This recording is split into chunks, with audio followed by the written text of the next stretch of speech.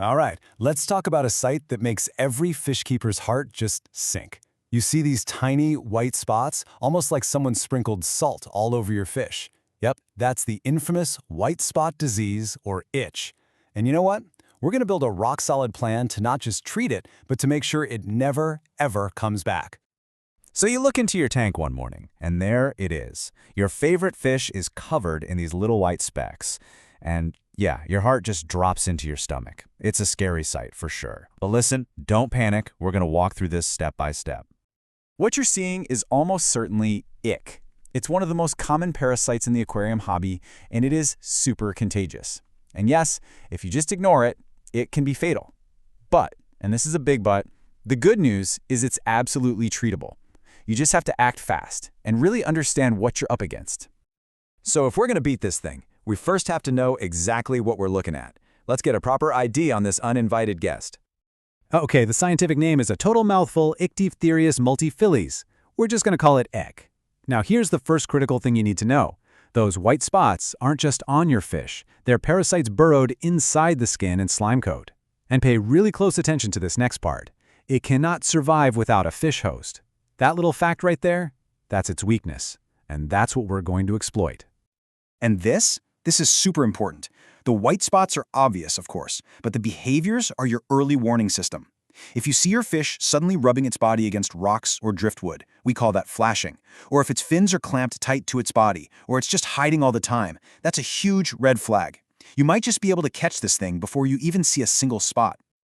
Okay, so we know what it is and what it looks like. Now we get to the most crucial part of this whole strategy. We need to understand how this parasite lives. This is the key to everything.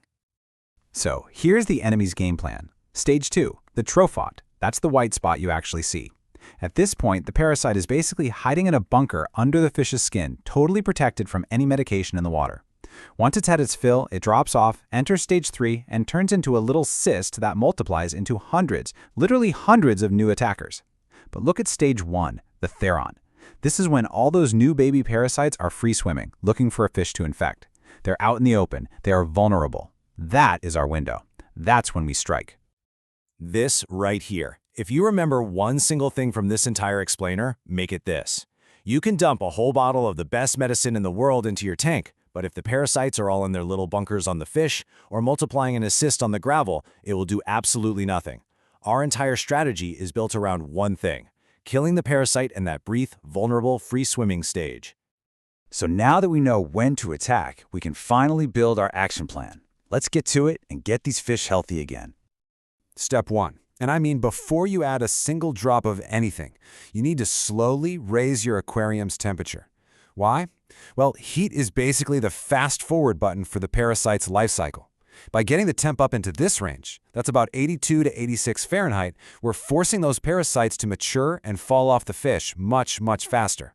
We're basically kicking the enemy out of the bunker and into the open where our treatments can actually work. Okay, but hang on. Before you start that treatment, there are 3 critical prep steps. First, raise that temperature gradually, like a degree an hour over a full day. You don't want to shock your fish. Second, if you have activated carbon in your filter, you have to take it out. Carbon's job is to pull stuff out of the water, and it will pull your medicine right out, making it useless. And finally, warmer water holds less oxygen, so add an air stone or point a power head at the surface. You've got to make sure your fish have plenty of oxygen to breathe. For most of us, especially if this is your first time dealing with itch, this is the way to go. Just go with a good, reputable commercial itch treatment. They're formulated with precise, safe doses of stuff like malachite green or formalin. The absolute key here is to follow the instructions on the bottle to the letter. It just takes all the guesswork out of it. But hey, what if you have a tank with shrimp or snails or really sensitive fish like certain tetras or scaleless fish? A lot of commercial meds can be really rough on them. In that case, the heat and salt method is a fantastic alternative. The high temperature speeds up the parasite's life cycle, like we talked about, and plain old aquarium salt creates an environment that the free-swimming parasites just can't handle. It also gives your fish a nice boost to their natural slime coat. Just make sure you're using pure aquarium salt, not table salt with iodine. Now, I'm including this for the sake of being thorough, but I need to be crystal clear. This is for experts only. I mean it. Using pure chemicals requires you to do some serious math, understand your exact water volume, and use safety gear. A tiny miscalculation can kill your entire tank, and frankly, this stuff can be hazardous to you too. Seriously, for 99.9% of us, option 1 or option 2 is safer and just as effective. Okay, so the treatment is working, the spots are finally gone. We've won the battle. Awesome. But how do we win the war? This is all about prevention. It's about building a stronger, healthier tank that Ish can't get a foothold in ever again. You've heard the saying, an ounce of prevention is worth a pound of cure. For Ichthyius, it's worth a ton. And if you take only one thing from this section, please let it be this. You have to quarantine everything that's wet before it goes in your main tank. New fish, new plants, everything. Set up a separate tank and watch them for 4 to 6 weeks. It's your biological airlock. It stops these invisible hitchhikers from nuking your entire aquarium. Everything else, clean water, stable temps, low stress. That's all about building fish with strong immune systems that can fight things off themselves. And finally, just to put your mind at ease in case you were starting to wonder, no, you cannot get ick from your fish. This parasite is a fish-exclusive specialist. It has zero interest in you. So while it's a total nightmare for our fish, it's completely harmless to people. Still, always a good idea to wash your hands after they've been in the tank. So I'll just leave you with this question to think about. Ick almost never just appears out of thin air. It's an invisible invader that we accidentally bring into our tanks. Your only true defense, your only shield, is a disciplined quarantine process.